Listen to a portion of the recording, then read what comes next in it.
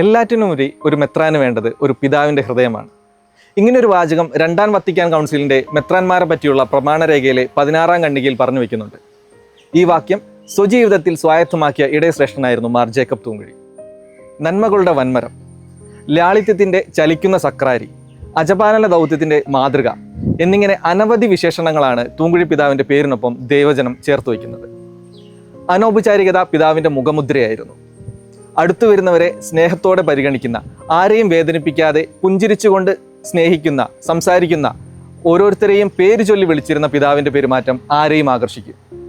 താമരശ്ശേരി രൂപതയുടെ രണ്ടാമത്തെ ഇടയനായി രൂപതാംഗം കൂടിയായ മാർ ജേക്കബ് തൂങ്കുഴി തിരഞ്ഞെടുക്കപ്പെട്ടപ്പോൾ നിന്റെ മക്കളിൽ ഒരുവനെ നിന്റെ സിംഹാസനത്തിൽ ഞാൻ ഉപവിഷ്ടനാക്കും എന്ന സങ്കീർത്തകന്റെ വാക്കുകൾ നിറവേറുകയായിരുന്നു.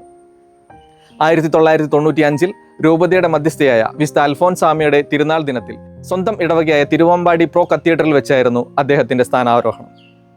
താമരശ്ശേരിയിൽ ഉണ്ടായിരുന്ന 1.5 വർഷത്തിനിടെ എല്ലാ ഇടവകകളും സന്ദർശിക്കുന്നതിനും സാധുജന ക്ഷേമത്തിനായി യേശുനിധി ആരംഭിക്കുന്നതിനും കത്തീഡ്രലിന്റെ അടിസ്ഥാന ശില വെഞ്ചരിക്കുന്നതിനും നിർമ്മാണത്തിനുള്ള ഒരുക്കങ്ങൾ ആരംഭിക്കുന്നതിനും പിതാവിന് കഴിഞ്ഞു. ജോലി തിരക്കുകൾ ഏറെയുള്ളപ്പോഴും സുവിശേഷം പ്രഘോഷിക്കാൻ കിട്ടുന്ന അവസരങ്ങളൊന്നും പിതാവ് നഷ്ടപ്പെടുത്തിയിരുന്നില്ല.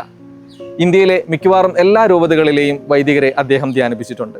ഹൃദയത്തെ സ്പർശിക്കത്തക്ക വിധത്തിൽ ദൈവവചനം വ്യാഖ്യാനിച്ചു കൊടുക്കാൻ ഒരു പ്രത്യേക സിദ്ധി തന്നെയുണ്ട് പിതാവിന്. പ്രസംഗങ്ങൾക്ക് ഒരുങ്ങാൻ പുസ്തകങ്ങളെക്കാൾ കൂടുതലായി പ്രാർത്ഥനയിലായിരുന്നു അദ്ദേഹം ആശ്രയിച്ചിരുന്നത്.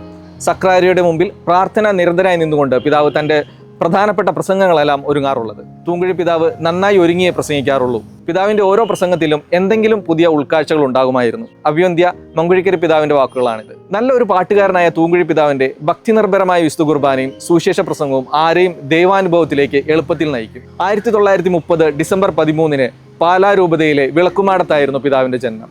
ചങ്ങനാശ്ശേരി, ആലുവ, റോം എന്നിവിടങ്ങളിൽ സെമിനാരി പരിശീലനത്തിന് ശേഷം 1956 ഡിസംബർ 22 റോമിൽ വെച്ച് പൗരോഹിത്യം സ്വീകരിച്ചു. കാനൻ നിയമത്തിലും സിവിൽ നിയമത്തിലും ഡോക്ടറേറ്റ് നേടിയ ശേഷം തിരിച്ചെത്തി.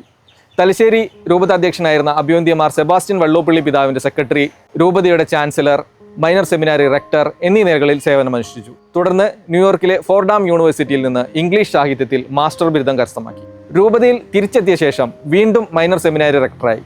1973 മെയ് 1 പുതുതായി രൂപം കൊണ്ട മാനന്തവാടി രൂപതയുടെ പ്രഥമ മെത്രാനായി ചാർജ് എടുത്തു. 22 വർഷത്തെ ശുശ്രൂഷയ്ക്ക് ശേഷം 1995 ജൂൺ 7 താമരശ്ശേരി രൂപതയുടെ രണ്ടാമത്തെ മെത്രാനായി നിയമിതനാവുകയും ജൂലൈ 28 രൂപതയുടെ ഭരണസാരഥ്യം ഏറ്റെടുക്കുകയും ചെയ്തു. 1997 ഫെബ്രുവരി 15 തൃശൂർ അതിരൂപതയുടെ മെത്രാപ്പോലിത്തയായി ചുമതലയേറ്റു. 2007 മാർച്ച് 18 ആർച്ച് ബിഷപ്പ് സ്ഥാനത്ത് നിന്ന് വിരമിച്ചു. 22 വർഷത്തെ കഠിനാധ്വാനം കൊണ്ട് മാനന്തവാടി രൂപതയിൽ bishop's house, minor seminary, pastoral centre, college, ആശുപത്രി, അനാഥാലയങ്ങൾ തുടങ്ങിയവ പടുത്തുയർത്തി. മാനന്തവാടി കേന്ദ്രമാക്കി ക്രിസ്തുദാസി സന്യാസിനി സമൂഹത്തിന് രൂപം കൊടുക്കുവാനും പിതാവിനെ ദൈവം ഉപകരണമാക്കി.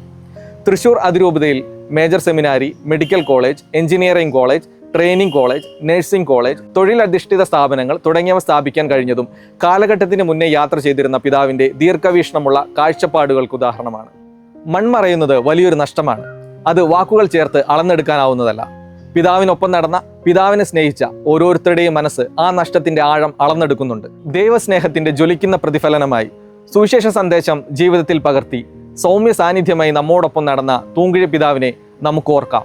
അദ്ദേഹത്തിനായി നമുക്ക് പ്രാർത്ഥിക്കാം.